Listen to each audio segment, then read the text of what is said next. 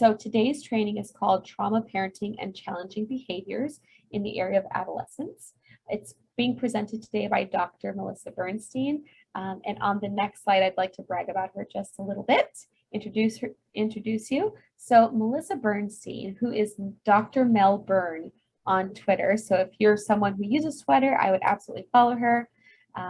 So Dr. Melissa Bernstein, Melissa, she's allowed me to call her that. Thank you very much. Runs a program at the Rady Children's Hospital. This is where we're based. I'm actually here as well, called ACTS, which is Advancing California's Trauma-Informed Systems. An incredible resource, wealth of knowledge, very easy to navigate, a lot of great information in there on how to build and grow trauma-informed teams and organizations. So I'm always grateful for the resources that she shares on there. And today, she'll be walking you through some incredible information about trauma, parenting, challenging behaviors in the area of adolescence. And I'm so excited to pass the mic off and say, on behalf of Caltrin and the participants, thank you so much for being with us today. And we're really excited about the content. Thank you so much, Jess. Thank you. And I can't promise a lot from my Twitter. I'm a new Twitter user, but I'm really out there trying. So thanks for plugging that. Like Jess said, I'm Melissa Bernstein. I'm a clinical psychologist by training. I've been here at Rady Children's Hospital for the last 3 years, working with child welfare, behavioral health, other child serving systems to advance trauma-informed care. I'm really excited to be presenting on this topic. I presented on a similar topic a couple months back, focusing on school-age children. And so I'm really glad we get a chance to focus specifically on adolescents and the challenges our teens who have experienced trauma face navigating this quite wild developmental stage. So I'm excited to be here with you guys. Throughout the presentation, I'm going to be using the word caregiver. And so just to let you know, this really refers to any adult figure that's close to that youth that you're working with or that you're supporting. So biological caregiver, resource, or foster caregiver, kinship caregiver. This topic is also pretty information heavy. So like Jess said, I really invite you guys to ask questions throughout the presentations.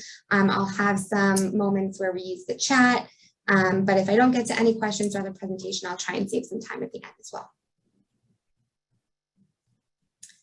Okay, so for today, I want to talk a little bit about normative adolescent development so that we can see how trauma really can impact this developmental process.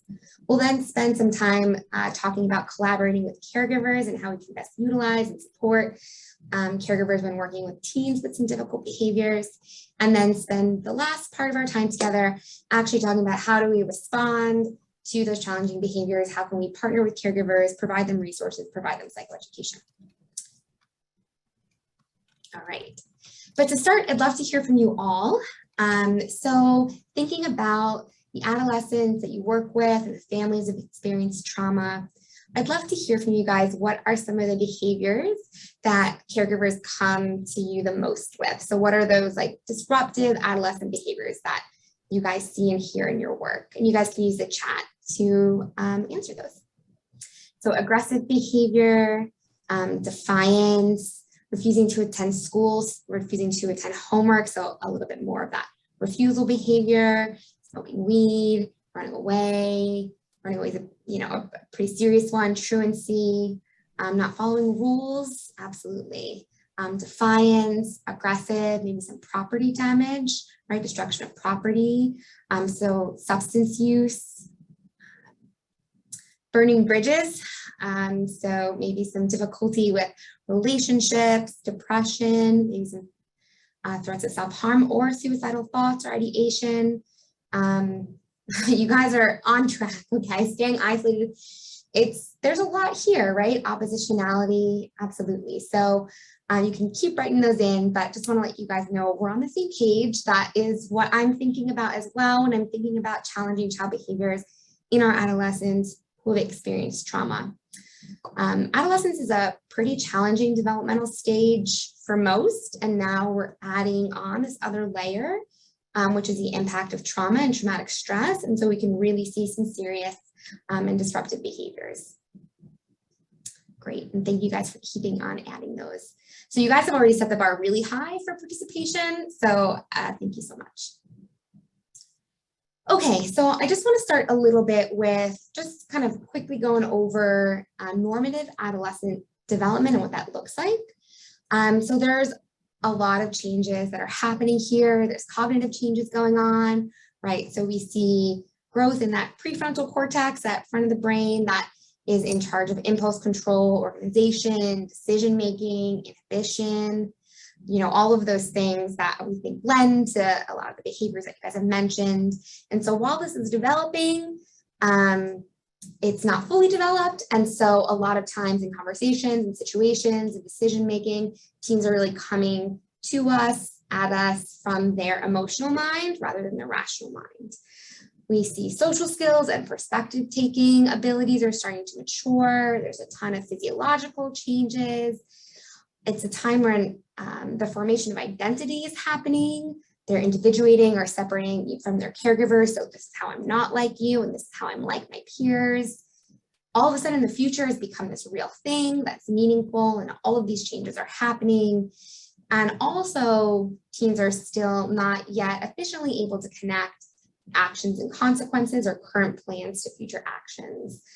So it's really this time of rapid change and a lot of extremes, right? And this is just to reinforce just a normative development for adolescents, right? All of these changes.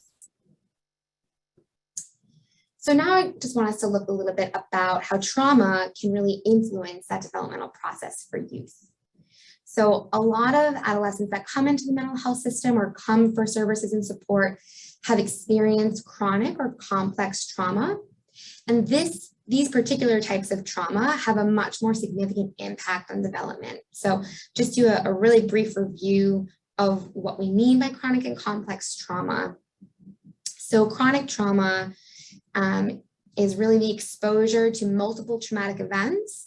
So a child witnesses domestic violence, they experience physical abuse, they're removed from their home, maybe they experience additional abuse, right? It's multiple traumatic events over time, or it can be the same traumatic event over a long period of time. So experiencing sexual abuse, physical abuse, any type of trauma over a long period of time, over a developmental period.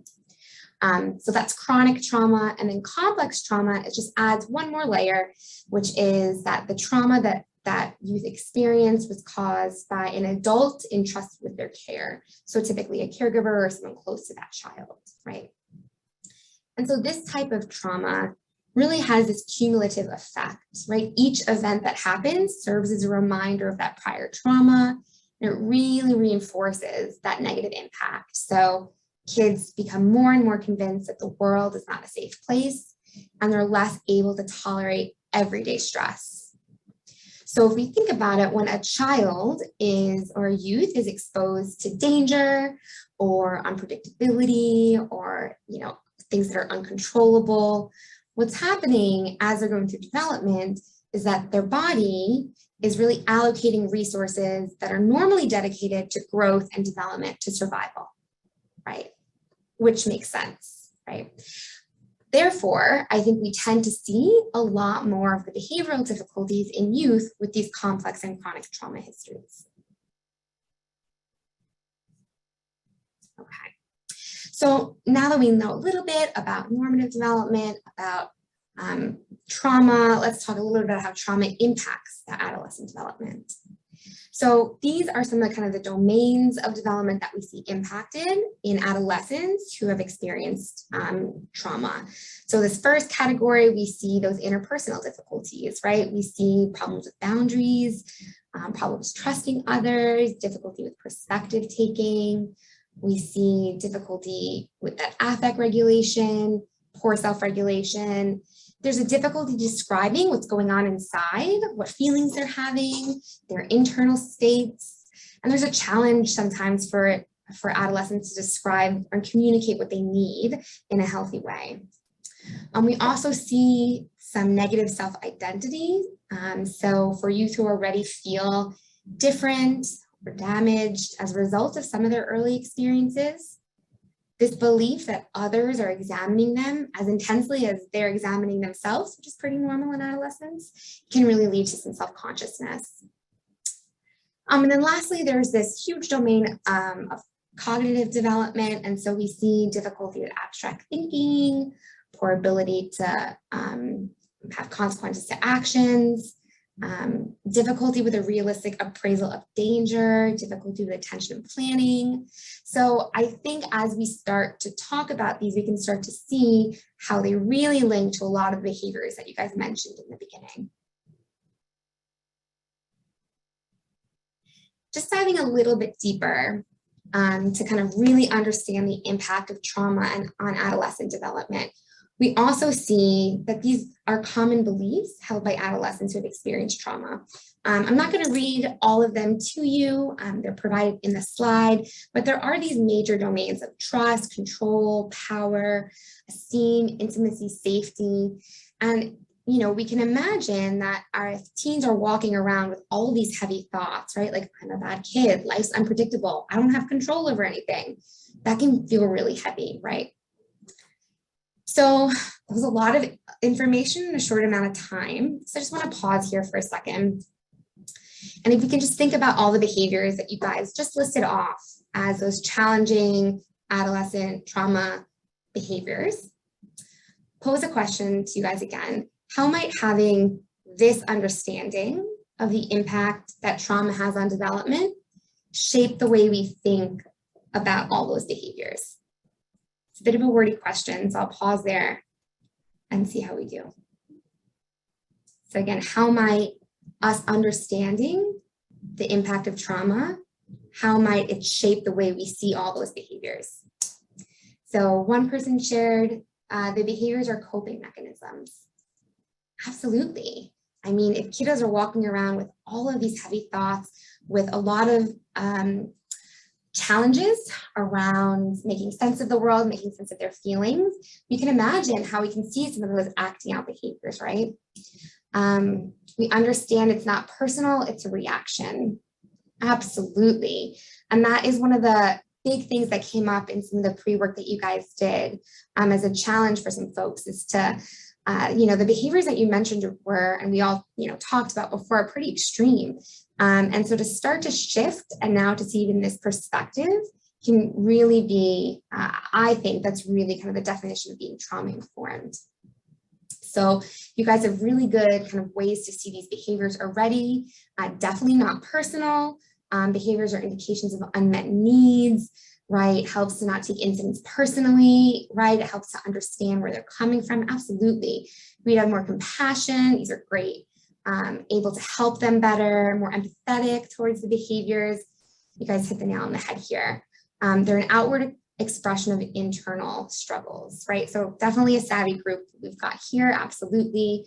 The behaviors may not always be what we would expect for the underlying issue. Absolutely. So they might not make sense to us. But at one point, those behaviors helped kids survive. They helped those kids cope. And so they make sense to them now. Absolutely. So you guys got the whole next slide, which is great. I think this is so powerful. So it sounds like for some, that kind of quick review that we did around trauma and the impact of trauma on adolescent development might have been a review for some. Maybe it's new information for others. But my hope is that it's really good psychoeducation for caregivers. A lot of the things that you just all just shared in the chat were a lot of the challenging pieces of collaborating with caregivers not really understanding how to make sense of the behavior. So we'll talk a little bit about that as we go too. But just like you all said, how do we shift our mindset to thinking about during trauma, the brain and the body has adapted to help kids cope.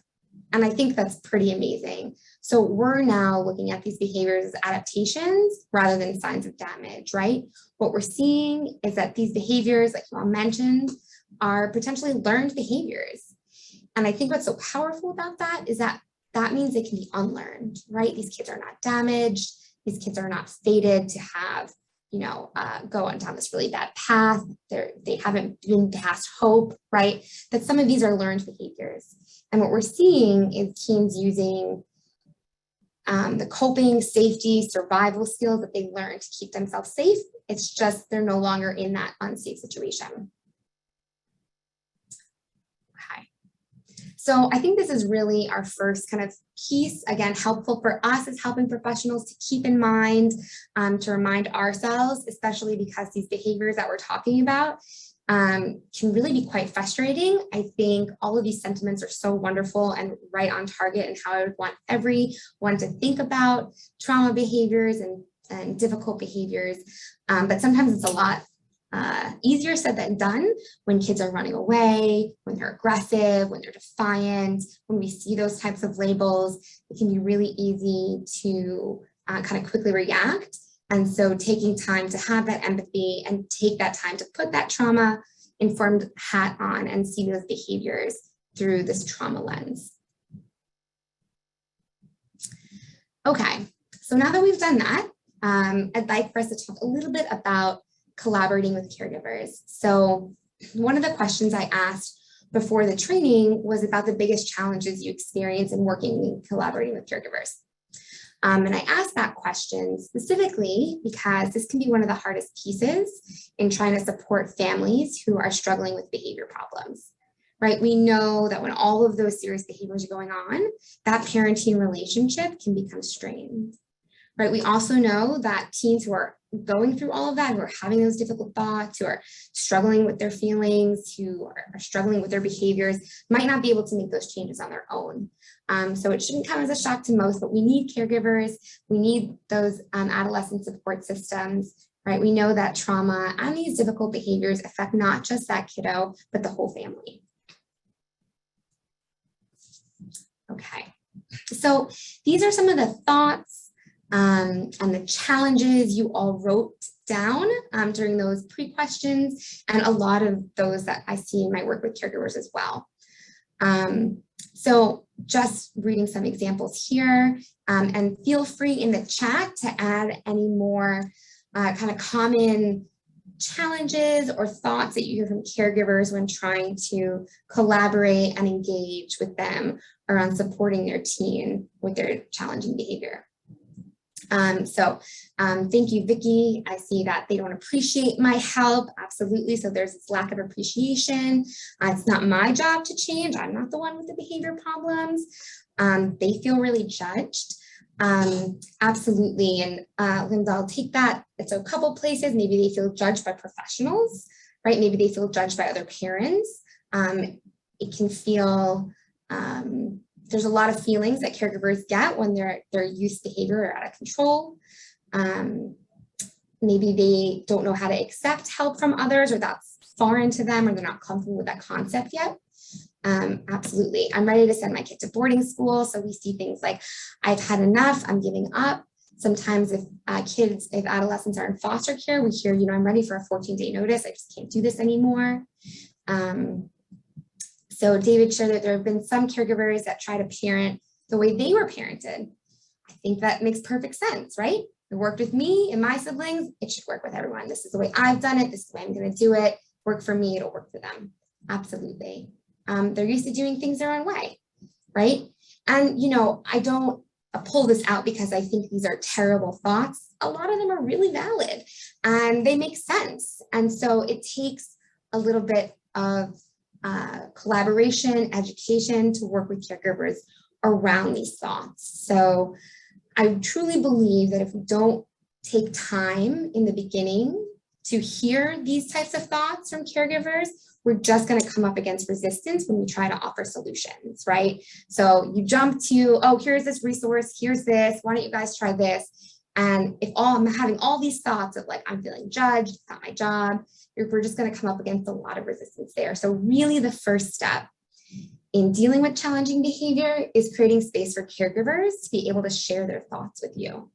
So for example, I know Ty is having a lot of behavior problems and he's just suspended from school, and we're definitely going to talk about that, but I just want to check in to see how you're doing. How are you making sense of what's going on, right? And open up that space for some of these difficult thoughts. Because then we can normalize and validate those and really move forward. Great. Okay, so if we were to kind of boil down all the steps for collaborating with caregivers, again, which I think is such an important piece that's sometimes overlooked when we're talking about child behaviors, I think this is what it would look like. So at first, we open up space for the caregivers to share their concerns, like we just talked about, and really taking a step back and trying to align with caregivers. I think this is important for us to be honest with ourselves. Sometimes this takes a little bit of work and sometimes more work than at other times, right? We've all had families or caregivers where we're like, oh my God, this is so hard. Or like, oh, they canceled, or oh, I'm not, you know, they're not looking for help anymore. You feel a little bit of relief. And so I think it's normative for us. And so just kind of recognizing this and taking that step, trying to put back on our trauma-informed hat, trying to find that empathy, and really truly trying to align with that caregiver so they don't feel that sense of judgment. And then thinking about the message that we're communicating, right? Making sure that we're normalizing and validating what that caregiver is going through, right? You're not alone.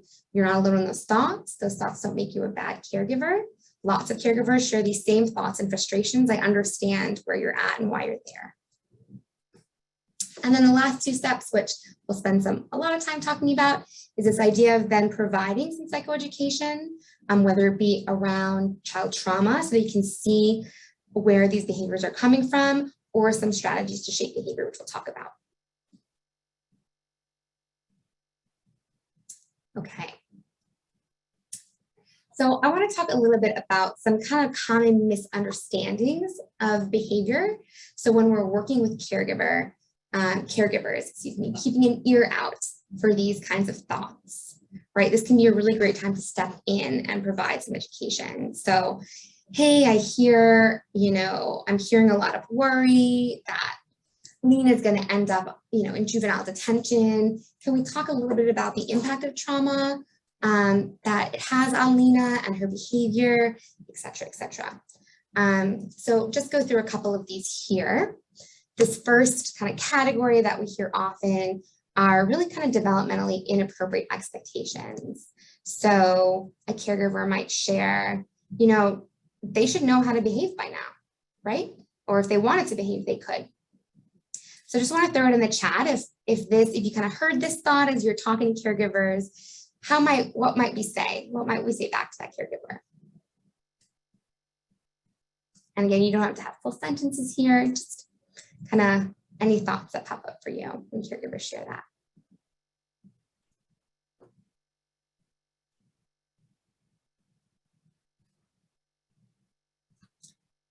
It's a bit of a tricky one. Well, as you guys are thinking and typing, we'll do some more here.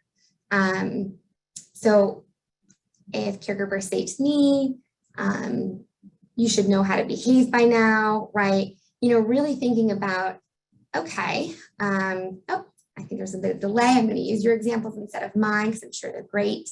So the brain's going through major development at this time. Absolutely. So I think some caregivers really latch on to that idea of brain development. It feels tangible for them. It feels like less maybe wishy-washy for some folks. And so I think that's a really good place to go back. You should know how to behave by now. Well, actually, trauma has an impact on development and the brain, and kind of going over that material. I think that's great. Children with difficult backgrounds are often not developmentally the same chronological stage.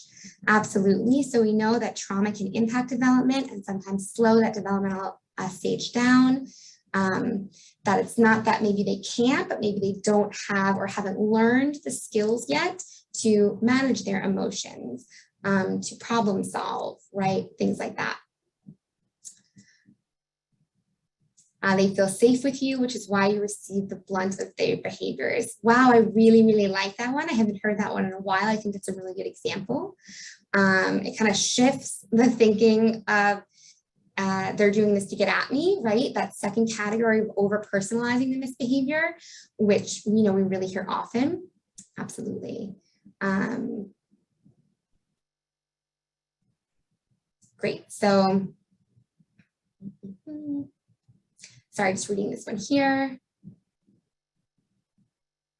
I don't think that thought process first. That's something that I get after they tried and addressed and talked through the trauma triggers several times already. So we're coming more from a place of we did this already and it's not working. Absolutely. So for some folks, for some caregivers, they might be stuck or have some issues around understanding normative adolescent development or the impact of trauma in adolescents. And for others, it might be more of, no, I understand that piece, but I've tried all the things and it's not working. And so we'll talk a little bit about that too when we talk about strategies to shape behavior. Right, so we might hear from caregivers who are trying to get attention, but we know also that getting attention isn't pathological. Kids want and deserve that attention, but they're just getting it in a really unhealthy way. Absolutely, so these are great examples. Great. So we talked a little bit about over-personalization, and then we also see some pathologizing that child behavior. So they can't attach to others, they're callous. And so, you know, understanding and explaining to caregivers, attachment is a relationship, it goes both ways. If they've experienced trauma in their relationships, they might, you know, not feel comfortable trusting or feeling safe with others, etc. Again, just thinking about all of our knowledge and expertise around understanding child trauma, and the impact of trauma in adolescence, and using that to help caregivers see a different kind of side of these behaviors. Great, and I'll just share, Vicki also shared that if I cannot get positive attention, rather get negative attention than no attention at all. And that's absolutely true. When we do this presentation with school-age kids and younger kiddos, it's very clear, you know, there's some great videos out there on that. With teens, it's a little harder to see, especially if there's a strained relationship, but I think that still holds true as well. Okay. Okay. So I just wanted to provide you guys with some resources around this. These are some psychoeducational resources that you can provide to caregivers. There's kind of 3 examples here. Again, some caregivers might really respond to information on trauma in the brain, others might not. I wouldn't recommend providing all 3 necessarily, just finding the one that fits with the family that you're working with. So Jess is so kindly dropping these resources in the chat right now, so you can go ahead and check them out on Caltrin's website and download them there. This is also a really, really great video. I'm not sure if anyone's seen this video before, but it's on childhood trauma and the brain. It's a short video. I think it's like 5-6 minutes. I think it's appropriate for teens to watch. I also think it's appropriate for caregivers, foster caregivers, any type of caregiver. It just gives a really succinct overview of the impact trauma has on the brain and then how it affects all those areas of development. So just noting too, the resources are going to be on the website, but they'll also be available in an email within 2 business days. Okay, so I'm a little handout happy here, but just one last handout for this part is a handout that I really like and I really use kind of regularly when I was working with caregivers and families, which is a handout on working more effectively with caregivers. So this is a really nice handout. It goes through just some strategies for us, for helping professionals around self-reflection when we feel like we do not align with that caregiver. So, okay, what feelings are coming up for me? What am I saying about this caregiver? Is there any more helpful messages I can think for myself about this caregiver? And then some engagement strategies, like am I providing praise? Just strategies around connections and checking in. Okay. Great, so in this last section, we're going to talk a little bit about responding to challenging behaviors. I noticed there's a question, so I'm just going to open up the question now. So there's this question here about foster parents really struggling to parent school-age and adolescent children, and there's this idea of fantasy versus reality. So I'm glad you brought that up. That's not one of the things I had on my slides, but it's definitely something we hear a lot of times for caregivers, that children and even adolescents maybe retreat into this fantasy world, right? And so sometimes it's helping caregivers, you know, if we were trying to respond to that, sometimes it's helping caregivers to understand why that happens, right? That's definitely a coping skill or a survival strategy that children might have used when they're in really unstable, unpredictable, unsafe environments, retreating into their own, you know, fantasy world that feels safe for them. So again, first, how do we see the behavior as a kind of trauma adaptation? And then there's also other ways to, and which we'll talk about in a little bit, maybe start to help that youth or child step out of their comfort zone a little and find additional activities that help increase pro-social skills, increase social interaction.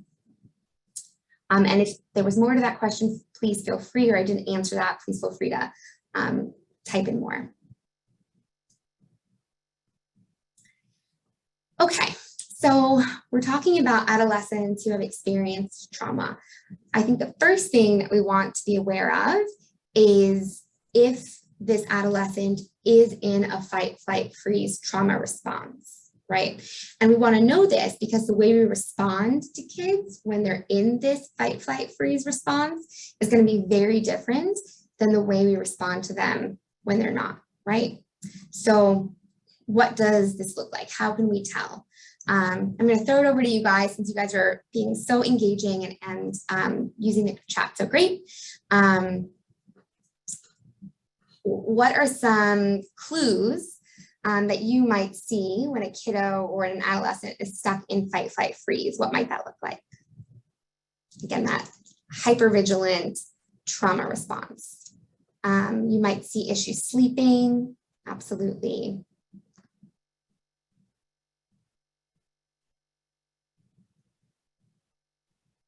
I will give a caveat that it's sometimes really hard to know for sure if it's a trauma reaction. There's no like one clue that we're like, oh, that's trauma, right? It can be really challenging to tell. However, we do have some clues that can kind of help us decide. So these are all really great behavioral examples of kind of the outcome of what it looks like when kids are in a trauma response, right? They can be shutting down. And as you see, these are very similar to the behaviors we mentioned in the beginning. Absolutely. So I'm just going to go ahead and share this. So these are kind of some ways, and I think all of the things you shared were really great kind of outcomes of some of when this stuff happens. So some clues that, okay, I think this is maybe a triggered trauma response. Again, it's really hard to know for sure, but when we see these extreme emotions happening, right? And we feel like the behavior is out of the blue, like you're sitting at the dinner table and all of a sudden there's this huge response, a big response over really minor issues. This happens kind of quickly. All of a sudden, again, it's like 0 to 60. Sometimes when youth are in that trauma response, that fight, flight, freeze, that hypervigilant state, they're unable to calm themselves down. Again, what's happening, and I like to use a little hand brain example, but if this is our prefrontal cortex, this is our amygdala, our prefrontal cortex kind of pops off and we're really just like wild with our feelings, and that's where we're coming from, and we really can't think straight. So that's kind of what's happening in that trauma response, or when kids are really dysregulated. Sometimes what we often see too is that that youth is not really responding to reasoning. It's not the time. You might see this distress lasts a long time. And then sometimes what we see after is that it doesn't feel good to feel so dysregulated and out of control. And so sometimes later we might see that youth being apologetic or maybe have some feelings of shame. Great. And so some of these are resonating with folks, which is great. Okay. So what do we do? What do we do? What can we tell caregivers to do when a youth is having a trauma response? I think this is a really kind of helpful step-by-step approach. I will say that it's not always the easiest to do. It's one of those things, I think like everything we'll talk about from now on, that look really simple, but are actually surprisingly hard. So when you as a caregiver or a helping professional or a teacher whatever it is kind of noticing that all those kind of clues that we talked about, the behaviors that you guys have mentioned. The first step is really to create that space. It's not for kids who've experienced trauma in particular, it might not be the time to get close to them. So standing a few feet away, providing that space, speaking in a calm and a quiet voice, potentially reflecting some emotion. I can see that you're really upset right now. I can see you're overwhelmed. I can see you're really angry. I'm going to be over here. If you need me, I'll be right here. Maybe staying in view if it's not an unsafe behavior. For some kids, it can help to offer to do a breathing exercise with them. Might not be the time. It could be helpful maybe to just model that deep breathing for yourself in that situation or for the caregiver in that situation. And then allowing that youth or child to calm down. And so again, here, this means not lecturing, not trying to teach. I think the biggest take-home message here is that when a child is in fight, flight, freeze, when a child is having that big response, it is not a teachable moment. No teaching, no minding, no lessons are going to be learned during this time. It's really just trying to create that sense of safety and calm. This can be, I think, challenging for caregivers. Oftentimes what happens in homes where there are a lot of behavioral difficulties is there's a cycle that happens, and when one person escalates, the other person escalates, and then the other person escalates, and then it's just an escalation cycle. So it can be take some work and some effort on the part of the caregiver to practice this, really, to practice their own regulation, to practice their own deep breathing, so that they can be the one to kind of break that escalation cycle, especially during a period of this fight, flight, freeze. So I see here a comment too about those mirror neurons at work. They're also flipping their lids, right? And this is my sum of my neuroscientific background here on brain development. I like to keep it to the hand brain. But absolutely, so we see, that child's reaction and then that parent mirroring that reaction. And so you can't expect the teen in that situation to calm down their behavior, right? And so really trying to work with the caregiver ahead of time. Okay, what's our plan for when that happens? Again, easier said than done. I found this handout. I haven't used it before, but I liked it because I think it's a nice one to use for caregivers. I do have a little caveat here about the regulating. Might not be a time for hugging. For some, it will be okay. For others, it won't. This comes from Dr. Bruce Perry's work. Everyone likes kind of the analogy or like the 3 R's. So again, this is regulate, relate, and reason. This can be helpful for, again, to give to caregivers to help kind of be as a reminder, maybe to post somewhere for themselves that in these moments of high stress and high dysregulation, this can be a helpful way to respond.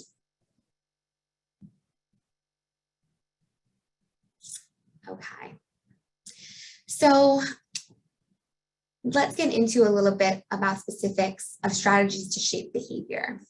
I will say that there are a lot of strategies out there for parents. When I was creating this webinar, just doing a good old web search, it's incredibly overwhelming. There are so many websites and resources geared towards parents around parenting, around challenging behavior.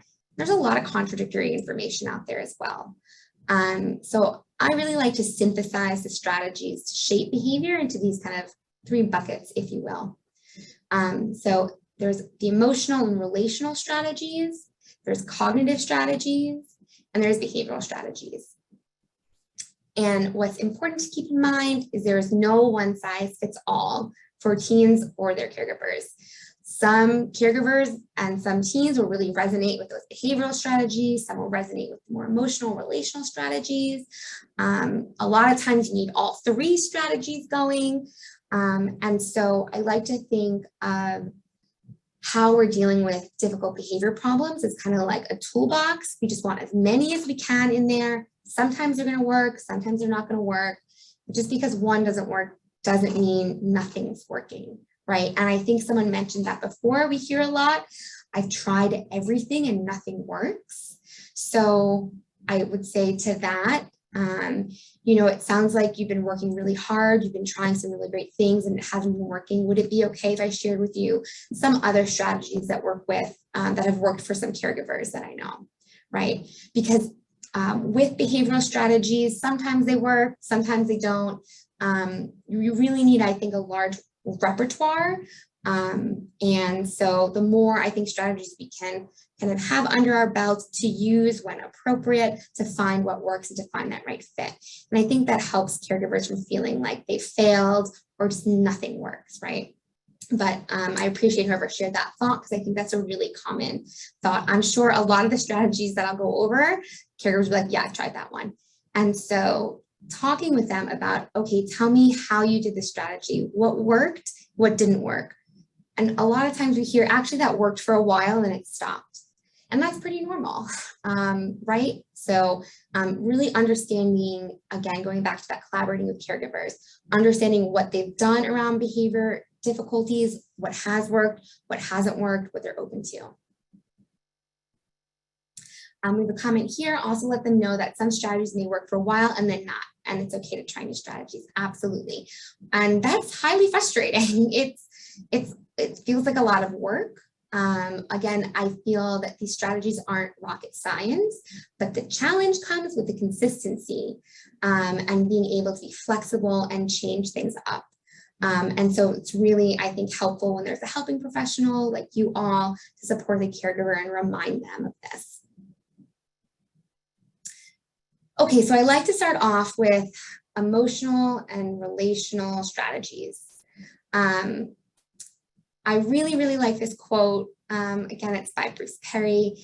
It says, effective interventions for teenagers is not interventions that forcibly stop behavior. It's interventions that build deeper connections. And I can't stress enough, this is true for all ages of kids, for school-age kids too. The research, the literature overwhelmingly shows that when there's a positive relationship there, the youth is much, much more likely to mind than to listen. And so this is always a really important place to start. It's also important to normalize that there's probably a lot of stress going on if we're seeing all those, challenging behaviors that we've been talking about. So if the families that you work with are having really strained relationships, helping them find opportunities for connection is a really helpful first step. Psychoeducation can help here, again, reduce some of that tension. Again, if they're holding on to all those thoughts of like, they just don't want to change, then shifting that even a little bit, even having some movement on that can really help warm maybe that caregiver up to trying some opportunities for connection.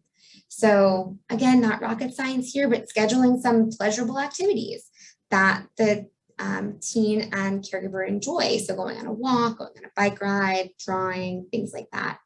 And really just spending time collaborating with caregivers about what they like to do and what they come up with. So how often do you get some one-on-one time? Again, for families, this can be really hard, especially families with multiple kiddos. So we're not looking for like a day at Disney World. We're looking for like 10 minutes, 5 minutes, I think even, of just time to talk, time to check in. And for some families, we schedule that time, we make it kind of behavioral. So we'll say, okay, this week, what I'd really love for you to do is, find 10 minutes to take a walk or sit down and color or, do something that helps provide and build that connection.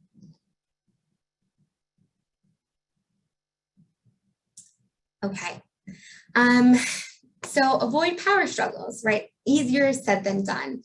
I wanted to bring this topic up with adolescents because teens with trauma backgrounds can really be driven to get into some power struggles because they really want to feel some sense of power, right? In the midst of feelings of powerlessness.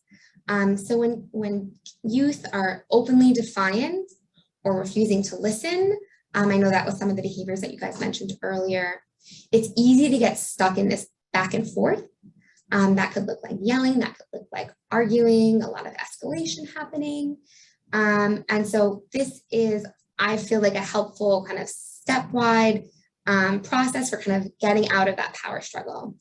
Again, you're gonna have to probably come back to that situation later if you need that thing to get done, right? If it's around homework, if it's around, going to school, if it's around something that has to be resolved. But again, I think the message here is that it's not going to happen in a power struggle, right? If that power struggle is happening, if that escalation is happening, minding and listening, it's probably not the time. So what can we do here? How can we support caregivers here? I think the first step is to really remove yourself from that confrontation. Right, we talked a little bit about attention and how powerful that can be. We don't want caregivers to be an audience for that behavior. That attention is really a powerful reinforcer. So sometimes what caregivers might say is, yelling and talking to me in that tone of voice is not respectful. So I'm going to leave right now and talk with you later. That's very hard to do, but very powerful to, again, stop that escalation. Again, if these are cycles that have been happening for years, for months, it's not going to change overnight, right? Because we share this. So it's really trial and error, letting that caregiver know this is, might not work the first time, it might not work the second time, but just give it a try and really hang in there with me. Some families, what they've found helpful is to choose kind of like a calm down space in the house that's designated kind of for these moments. So the caregiver doesn't feel like the teen's just walking away. No one likes to feel like someone's walking away from them during a conversation. Some families choose like the back porch or a certain chair or a certain room. That means it's, it's time to not engage with me. So again, removing from the confrontation. And again, we're asking the caregiver to do this in this moment, regaining that composure before addressing the situation. So again, a helpful time to remember this is not a personal attack on me. You guys shared some really helpful thoughts in the chat. They feel safe with me. So this is why, I'm getting in front of this. Whatever kind of mantra might be helpful to regain that composure. Again, not a teachable moment, not a time to argue. And then if possible, really plan ahead. So I know there's a difficult conversation coming up. I'm gonna, choose an area for our calm down space in the house. I'm going to have like a mantra I say to myself. So again, this is just kind of one strategy to help provide some information to caregivers around that escalation process that can happen, and to hopefully have kind of a plan for them when they notice that yelling, arguing, escalation, to kind of step out of it. Again, there will be a time to come back. We're not saying ignore the problem, right? There's a time to talk about that. But when we're escalated, we're not going to come up with that solution. Okay. All right, so someone I think before shared in the question around kind of fantasy worlds versus reality, and we do see that. We also see, I don't think we talk a lot about this yet, but some dissociation, right? So some detachment. We also see a lot of avoidance. These are all trauma responses that were used as coping and safety mechanisms that may not be as helpful now, especially in adolescent years, when there's a lot of emphasis and priority around socialization. So increasing those social networks can be really helpful. For adolescents with trauma, as best we can, try to find activities that have some structure to them. Sports are really great. Chess, things where there's, if possible, an adult present, if there's rules, if there's boundaries, those kinds of activities can be really, really helpful. Again, for kids, teens, youth who struggle with boundaries, with perspective taking, with some of those social skills, having a structure can be very helpful. So trying to find ways to increase those. Again, this is trial and error. It can be a little bit challenging, but trying to find some sort of organized activity can be a benefit. And then when we're talking about behavioral issues, I often hear the first thing is, oh, they love hockey, taking that out, that's a consequence, removed from cheerleading, removed from, whatever structured activity that they like. And what I will share is one of the, a lack of pro-social activities are one of the best predictors of juvenile delinquent behavior. So we want kids to socialize, and we want kids to socialize in appropriate social kind of networks and activities. So if youth are engaged in activities that really bring them joy, really bring them a sense of self-confidence, are structured, really help them with boundaries. When we're thinking about rules and consequences, I'd be really hesitant to use that as one of them. Okay. So our next kind of strategy, and I know this is a lot of information, so as we're going, again, I'm monitoring the chat and the questions. Please feel free to say like, but I tried that and it didn't work, or how would we do that with the, I'm really open to any questions that you have. Okay, so coping plans, probably not a surprise to many of you guys. They can be a really helpful tool. There's not too much magic here with a coping plan. I put it under emotional strategies and relational strategies, and it feels kind of cognitive, mostly because it's a really helpful way for teens to practice relaxation skills. Some teens are really on board with this and others aren't. So this is one of those tools that might be helpful, it might not be helpful for everyone. I found that if you have the youth come up with the plan themselves, that can be really helpful, and then have the caregiver support that plan. So essentially, we're asking that youth to identify when they're stressed. So what are your signs that you're feeling stressed? Maybe my hands start getting balled up, or I start rolling my eyes, or my legs start shaking, right? Or I start twirling my hair. There are all these clues that we're getting stressed out before we're screaming and yelling and running away and being defiant or being oppositional. So the first step is kind of identifying those stress signs. The second step is choosing relaxation strategies to use when you're noticing those clues. So things like deep breathing, a walk, exercise, stuff like that. I think a key here is practicing those relaxation strategies when we're calm. If we wait till we're stressed out to practice, we're never going to do it. So maybe scheduling, again, I like to add a little behavioral structure to some of these. Maybe scheduling, again, time for them to practice their coping skill and really rewarding that practice, really making that a big deal.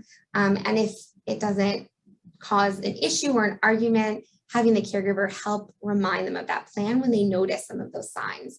I think as long as you get permission from that youth that that's okay, that can be helpful too. So, hey, Tyler, I'm noticing your fists are getting clenched and you're starting to pace a little bit. Would it be a good time to practice those breaths? Okay, so I wanted to provide you guys with some resources you can use. These are just coping plan templates. There are resources around coping plans that can be really helpful to get folks started. Sometimes when there's a piece of paper involved, it can really make it feel official. This first resource right here, UW Medicine, excuse me, the Center for Sexual Assault and Traumatic Stress. I really highly recommend this website. They've got a lot of resources around coping skills. They also have a lot of resources around anger management and around trauma. And they have a lot of resources for professionals and for teens as well.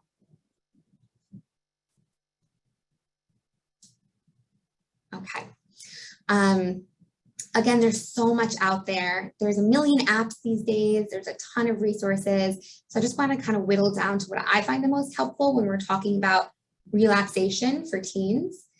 And when we're talking about teens who've experienced trauma, I think this relaxation piece is so, so important. Again, when we're talking about that fight, flight, freeze, that hypervigilance, that impulsivity, difficulty regulating emotions, learning and practicing and feeling kind of mastery over some relaxation skills can feel really good and can help increase that sense of control when we know that's something that's taken away from a lot of our teens with trauma. So the first one, you might have heard of it. It's called Stop, Breathe, Think. It's an app you can use on your phone. You can use it as a teen, you can use it as an adult. I've used it before. I really like this one. It's very helpful. If for some reason that phone is taken away from that teen, there's also Teen Health. This is a cool website. There's videos that are by adolescents about mindfulness and about some of these strategies, and they're pretty simple. So I really like that one as well. Okay, so kind of switching into cognitive strategies. There's two main ones here. They're a little bit dry going over cognitive strategies, but I find, again, these to be really helpful with teenagers. I think this one, which is called teen problem solving, is really helpful for older kids. And older kids who have maybe anxious, maybe have trouble getting a hold of their thoughts, maybe just have trouble problem solving. It's really something that teens do on their own. So rather than, a strategy for caregivers to help support teens, this is a strategy that teens can do on their own. Really, again, having some sort of relaxation skill, like taking a deep breath or, muscle relaxation, things like that. And then just some helpful questions to help them organize their thoughts. So am I putting the situation into perspective? Is what I'm thinking about doing okay? What will happen if I do it? What will happen if I don't? Again, one thing that we do know is that for some youth who have experienced trauma or just dysregulation, or just adolescents in general, has some difficulty with problem solving, especially for kiddos that might have a little bit anxiety. So it might be helpful for teens to pick out a journal, have this, and do this on their own. Okay, and I think this is my second favorite strategy that I'll share with you guys. It's a little in depth, so I'm just going to go through it rather quickly. It feels like a lot, but I really, really do think this is something that I've seen parents and teens do on their own. It's called parent-teen problem solving. You might have heard of it as collaborative problem solving. Just some kind of logistics around it. It can't be done when a teen or you or the caregiver or you are mad. It's not going to work. It's really for like once we're calmed down. A lot of families that I've worked with have kind of sat down together and talked it out. Other people write out some parts. It's really up to whatever feels good for them. If possible, if the first time this is done, if you could, as a helping professional, could help facilitate the conversation, that could be great. But it's really also something that caregivers and teens can do at home together. So the first step is, again, sitting down together and talking and stating what's the problem and laying that out and operationalizing that, right? So stating the problem using facts, right? Only not emotions. So it can be like, and feel free to write in the chat, some problems that you see that could be a good target for parenting problem solving. I feel like I don't have any freedom, right? Rather than like, you never let me go anywhere. So again, thinking about how do we state the problem? How do we both agree that this is the problem? That's just the first step. The second step is, why is this a problem? So trying to both listen without arguing, asking questions like, why is this important to you? What's upsetting you about this? What do you think might happen? Really trying to understand each other's perspectives, right? So again, just not a time to say like, that doesn't make sense. Just really trying to listen. It's important to me because, et cetera, et cetera. This third step then is brainstorming possible solutions. At this point, no solution is too out there, right? You can say, any solution that the kiddo comes up with, put it down on the list, right? In this kind of part of problem solving, it's helpful if that teen goes first. They share. You can offer silly suggestions if people get stuck, like you can move to Italy and have space there, let's put it on the thing. And really just trying to come up with at least 5 possible solutions. I think using humor here can be kind of helpful when there's a real problem or an argument that keeps coming up that you're trying to solve. And then this last step is just evaluating the solution. So looking at the pros and cons of each solution, crossing off the ones that you agree aren't acceptable. So probably not going to Italy, we can cross that one off. But again, it kind of made it light and fun to think through, as fun as possible, to think through solutions. Just cross up those solutions that have more negatives than positives and just rate the remaining ones and see if you can find an agreement. Again, if this doesn't work, you can go back to step 3. Again, not so much rocket science here, if you will, but it's just a really nice way to structure and provide a boundary and provide a clear expectation around the communication, especially if in the past there's, again, this history or this cycle of yelling, arguing, fighting, oppositionality, defiance, right? One way, even though it seems very structured, is to provide some structure to the conversation. It can feel really safe. Again, those clear expectations can feel safe for kids. I can feel safe for caregivers. Again, so trying this out. I'm interested to hear in the chat if anyone's used this with families before and how that went. I know it can be successful, and there are times when some families might need some support from us to start the facilitation of this conversation. Okay, there's a step 5 and 6, but it's a lot, so it can be helpful for some. I think if you're explaining to families and it feels overwhelming, you could stop at step 4.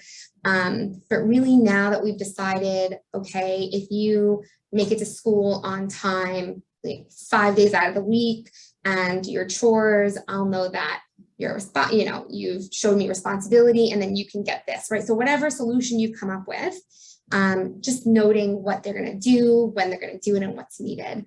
For kids with some attentional difficulties, with some executive function difficulties, it could just be helpful to really clarify what you guys came up with. And then step 6 is just evaluating, did it work or hasn't it worked? Again, this isn't an everyday tool. This is really helpful for those recurring arguments, for those kind of recurring conversations that keep causing stress and keep causing tension, and maybe keep causing fights within the family. Just sitting down and using this can be helpful. I see someone uses it in positive discipline, absolutely, and maybe in some family meetings. Great. Okay, so we only got 2 more strategies left. I know this is kind of information heavy, but we've gotten to behavioral strategies. If you attended this talk on school-age children, I think the biggest distinction here between when we're talking about strategies to shape behavior for adolescents versus younger children, we see a lot of behavioral strategies, whereas for teens, we see more of those cognitive perspective-taking strategies. So rules are really important in maintaining behavior, especially for youth with trauma, again, where that structure is really important and create that sense of safety. So for teens, coming up with rules together might be really helpful. If that's possible, again, house rules, we want those rules to be positively stated. So at home by curfew, rather than don't stay out, late. We want those rules to be specific, and we don't want them to be too many. So sometimes we see that families have like 15 rules in the house. It's really hard to comply with all of that, especially if we're talking about kiddos that are oppositional or defiant. So really limiting to maybe 3 to 5 total, really limiting to the ones that you need to follow through on. Okay, so the last strategy that I'll go over is actually my favorite, and it's a reward system, a behavioral reward system, or a point system. I feel like there's very mixed feelings about this one. Some folks, I hear often that this is only helpful for younger kids. However, I find it to be pretty successful with teenagers as well. I think this is one of the strategies that caregivers will say, I've tried this and it hasn't worked. And so it's one of those simple but difficult ones. So we'll go over maybe some tips to help this kind of behavioral reward system or point system be successful. So essentially there's just 3 parts: creating the goal, creating a behavioral schedule. So like, when does it happen? Monday through Friday, maybe only Monday and Wednesday, maybe the behavior problems are only happening in the afternoon, maybe they're happening on the weekend. So really creating a schedule to kind of check them out that works for the family, and then creating a reward menu. Okay, so what does this look like for teenagers? So the first thing is really helping caregivers come up with specific observable behaviors. So here's one example: makes it to the bus on time. If folks would in the chat maybe share another behavior that might be helpful for adolescents to put on a behavior chart, maybe one that you've used in the past, or behaviors that you see your teens and families struggling with. So again, make it to the bus on time is one example. It can be making it to school. It could be doing homework. That's a good one. Absolutely. So again, coming up with those specific behaviors. Taking medication. Absolutely. I've definitely had used this chart for medication. That's a really popular one. Sarah, I see your question. I'm going to come back to it after in a second. Turning phone in at night. It's a great one. Absolutely. Great. So coming up with the behaviors that are specific to that youth. I like to sometimes throw a behavior in there that I know is not a problem, that I know the teen has no trouble with. So say that teenager has a great time, does really well at taking their medication. I might add that onto the behavior chart just so that they can earn something, so that it feels successful to them. Because if we throw up all their hardest behaviors on a piece of paper, it's going to be a challenge for them to be motivated by this unless they feel like they can actually earn something. And so that can be really helpful, just throwing something on here that is not such a struggle so that they can earn some points and like, hey, this is cool. Like I'm earning some points here. So that I see actually a lot around school. So sticking through the school day without leaving class. Absolutely. You know, I've definitely used these in collaboration with teachers. It can be a little bit harder in adolescence, but still possible. Having the teacher sign it at the end of the day, or sharing with that teacher, hey, I'm working on this. There's something, you know, he can earn, you know, XYZ after. Can you help reinforce it? So there are ways to help collaborate with schools around this as well. If that student has an IEP, an individualized education plan, I've sometimes supported caregivers in bringing that to the IEP and showing them their behavior plan and really helping the teachers in that school know what that youth is working on to help reinforce that as well. So making, again, things that they can earn. And then another kind of trick or tip is adding a reminder in there. So let's say, you know, every day Jim is late to the bus stop, which causes chaos and havoc because someone has to drive. You know, maybe it makes it to the bus stop with one reminder. So you can get a reminder in the morning, or, you know, you can add a reminder in here. So sometimes cursing or cussing is an issue. So it uses nice words. And if it's happening 15 times a day, you know, you can say with 2 reminders, if that's okay for that family, so that there's chances for them to kind of mess up, but it's still not completely lost. So those are kind of 2 ways to help this kind of be successful. And then I like to use a point system. Again, with younger kids, we use stickers. I think with older kids, it's kind of cool. Each yes maybe is like 10 points. And so they can earn different rewards. You see here, there's a reward menu. That can be really helpful. Definitely have the teen come up with the rewards. Again, cross off the ones that don't make sense, but the things that they truly enjoy, check on those rewards each week to make sure they're still, you know, nice. One week, Sunday night might be really cool. The next, it might be totally lame. So again, making sure that that's updated. And then kids can build points up, or they can take points out of their bank when they want. So I like this idea of a point system for adolescents. I think it feels less kind of childlike. Okay, I did see a question, so I just want to make sure. How do you all manage utilizing reward systems like this for teenagers who feel they're too old for stickers or charts? Yeah, absolutely. So the more you can make it adolescent friendly, I think the better. Stickers, I mean, some teens love stickers, but for those that's kind of lame or too young or babyish, the point system can feel nice. It can feel kind of like a bank, like a checkbook, you know, so you just earned, let's say 40 points, you can use it now, or you can bank it for later and build up to a larger item. So it can feel, I think, a little bit cooler when it's points. So that's kind of one way.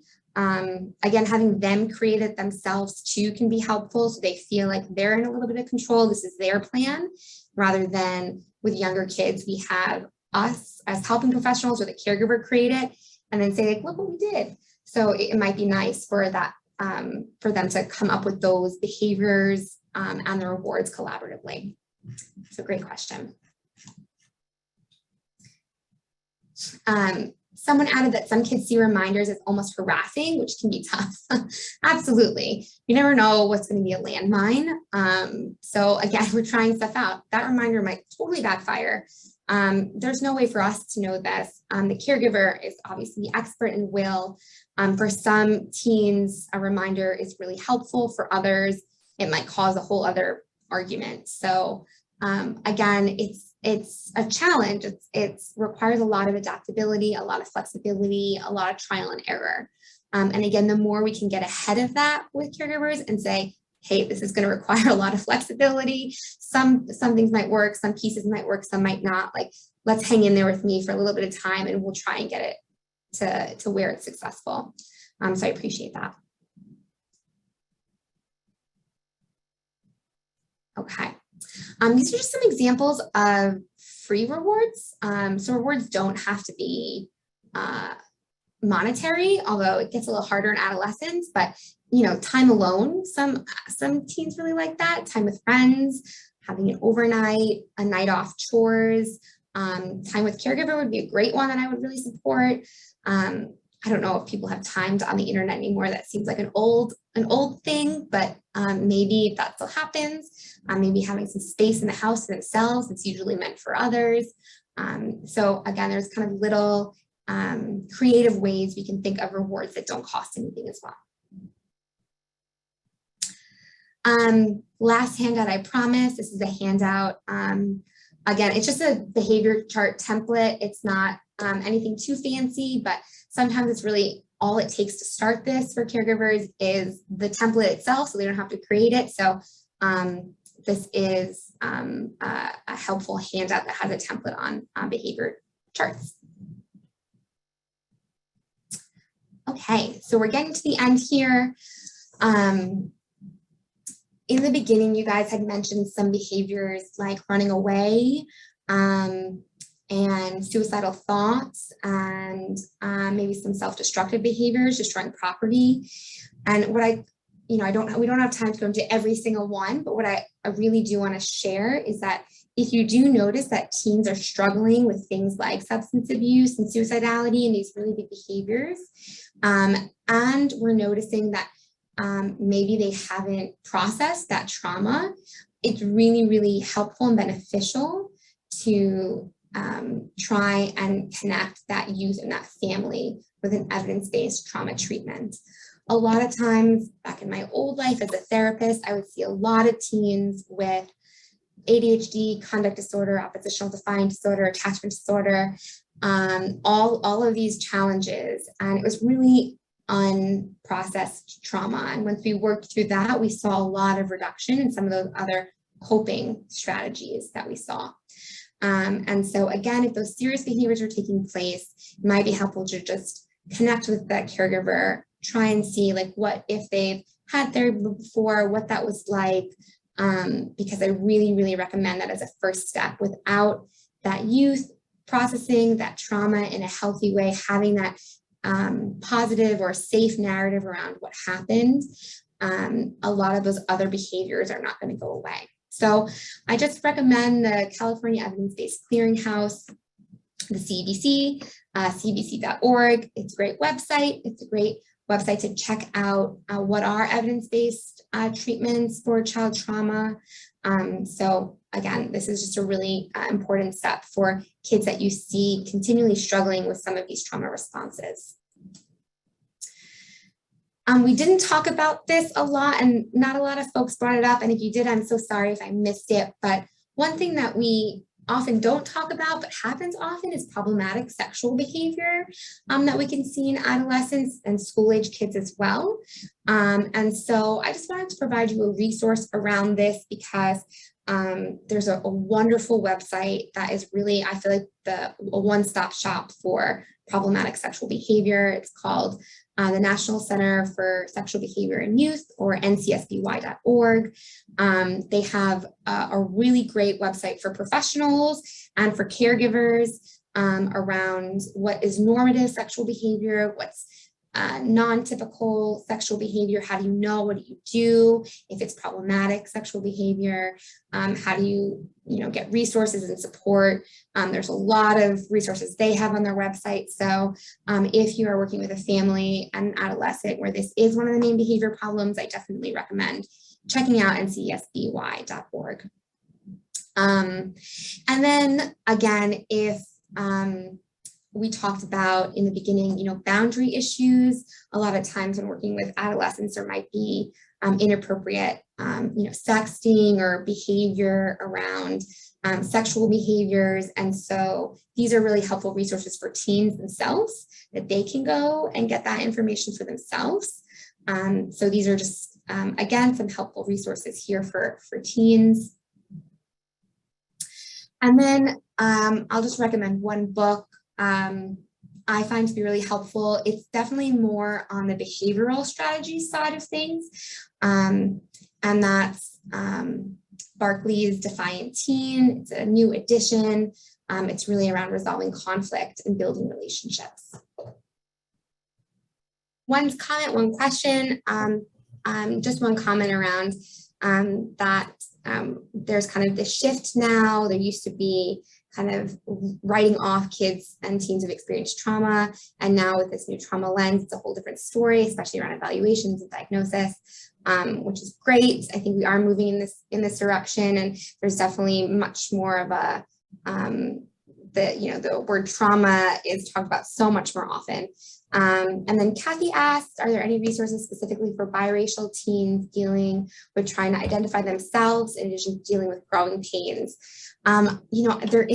There's a book in my head and I see the picture and I cannot think of the name, but I don't know just how I get that resource out. I don't know it off the top of my head, so I apologize. Say it to me one more time, please.